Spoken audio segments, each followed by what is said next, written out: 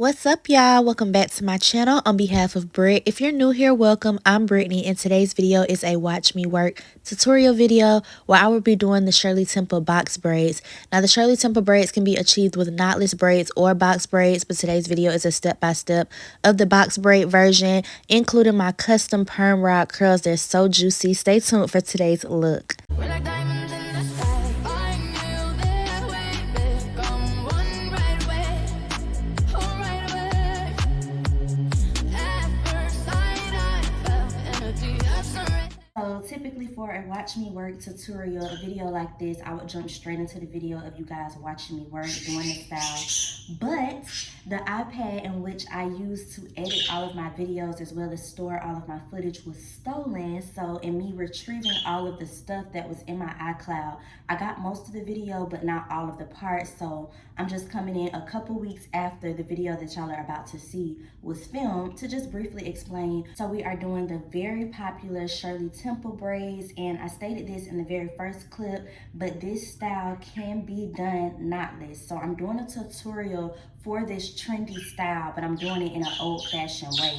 Fenty is a little ratchet this morning. She is definitely on her ratchet bully. So this particular friend that I'm doing this style for prefers box braids. She doesn't usually wear a lot of knotless styles because they don't last half the time that box braids last.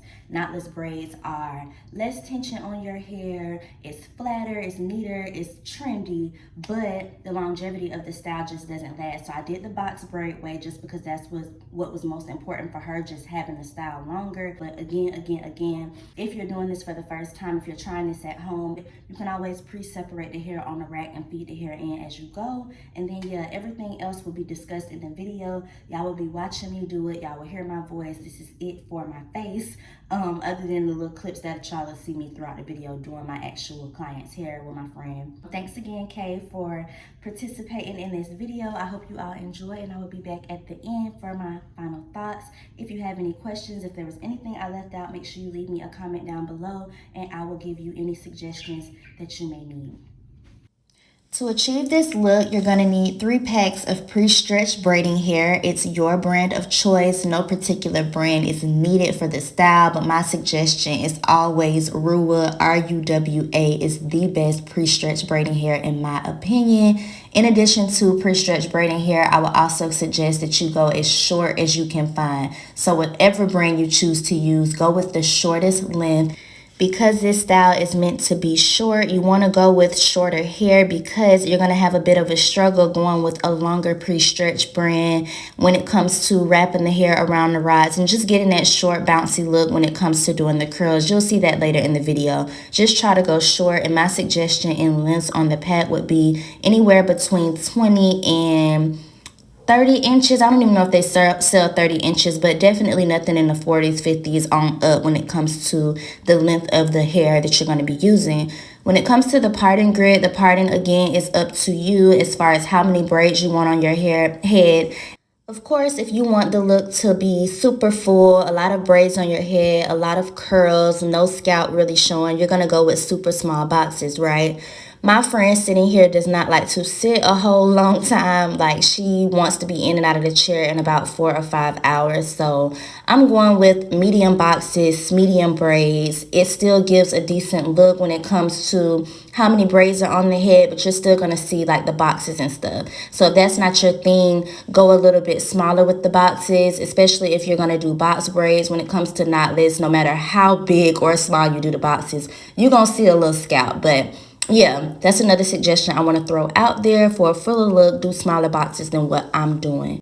So yeah, you're just going to go row for row, braid for braid. And while I've already mentioned time and I have you here, I do want to also mention that this style should not take more than 4 hours tops, even if you're doing super small boxes to get that full look. You're not going to be braiding the hair to the ends.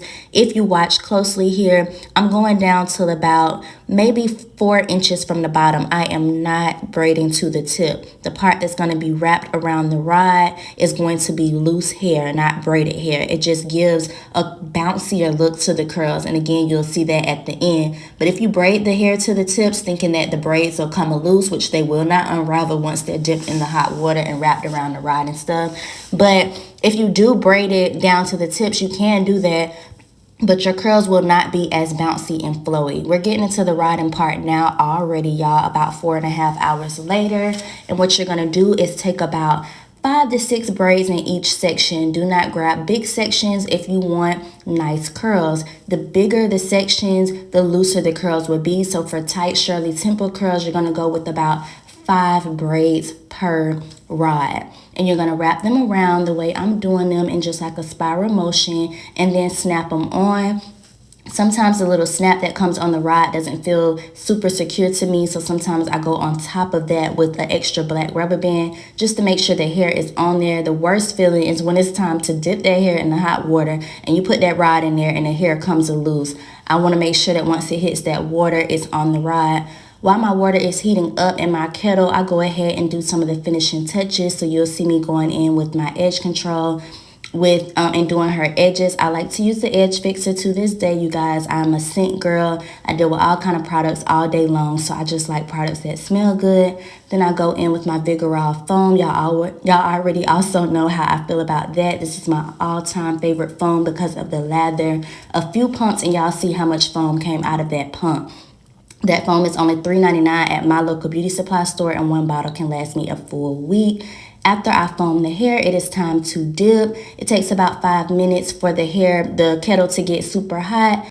Once your pot, your kettle, whatever you're using gets hot enough, you want to go ahead and dip it in sections. It takes about 4 to 5 sections of the head, so maybe about 5 rods in each dip, just to make sure that each section is getting thoroughly wet throughout. And then you go through and you just unravel the hair from the rod. You don't run your hands through the curls or anything like that until all of the rods are out. So I'm going in one by one and removing them. And this is the most satisfying part right here. Just slowly untwisting the hair and letting those curls pop through. It turned out so nice. You want to slowly take your time with this part. Keep in mind that the braids are fresh. If you're doing the box braids way, of course, there's still a lot of tension at the root with the braids being brand new, so you don't want to tug too much. Then I go through and I snip, snip, snip, try to get it all even. And we have our finished look. Look how good it comes out, you guys. You can see that I braided down some of them a little further than others. And if I would have went even further, the bounce just wouldn't have been there. Make sure you're leaving a little bit of hair loose so that those curls can pop through. Then I came in and I did y'all one better, and I styled them up a few ways so y'all can see the different looks that you can achieve with this style. It is so cute, so professional. This is a look that is universal for kids, adults, whoever, all ages. I would say this style is super friendly for all hair types. My girl was heading to work, so she asked for a little updo. We did a little braid in the back, a little sloppy bun, some pieces left out on the sides. This style is so cute. Guys, so that concludes the tutorial part of the Watch Me Work video, and there will be more tutorials in 2024. The first quarter of this year almost took me out. I had a lot of personal stuff to take care of that I'm still taking care of, and now my iPad is gone. Apple was really good with helping me retrieve a lot of my content, so I'm starting to now put out videos that I filmed a month or 2 ago. So I still have the tutorial for this style. I was able to retrieve the clips of when I did this style in my hair. I gotta go through and redo the intro. For some reason the tutorial part was there but not the intros, so I'm gonna go through and refilm that. That'll probably be the next video that I upload, which is crazy because y'all will be seeing the tutorial for this style around the same time that I'm taking this style out. But I'll be doing another protective style. I'll be filming a video for that style and all of the trending protective style looks, anything across the board when it comes to braids, twists, and locks that is trending in the new year. Well, the year ain't new no more, but in 2024, anything that comes about that I know how to do, that I know that I can take my time and show you guys, I will be filming. So stay tuned for all of that. There will be a whole playlist for 2024 tutorials. So keep me lifted in prayer because the challenges keep coming, but I am determined to stay connected with you guys. So yeah, like this video, give it a big thumbs up if it was useful for you. If you tried the style, if you're going to try the style, let me know, and I will see you in the next video. I love you guys to life. Thank you for continuously supporting me. Thank you for the new subscribers that keep coming. Y'all keep coming.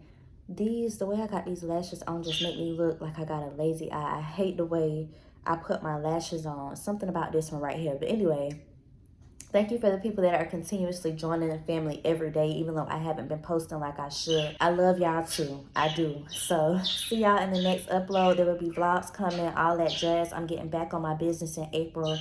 We will talk in one of my upcoming vlogs. So see y'all soon.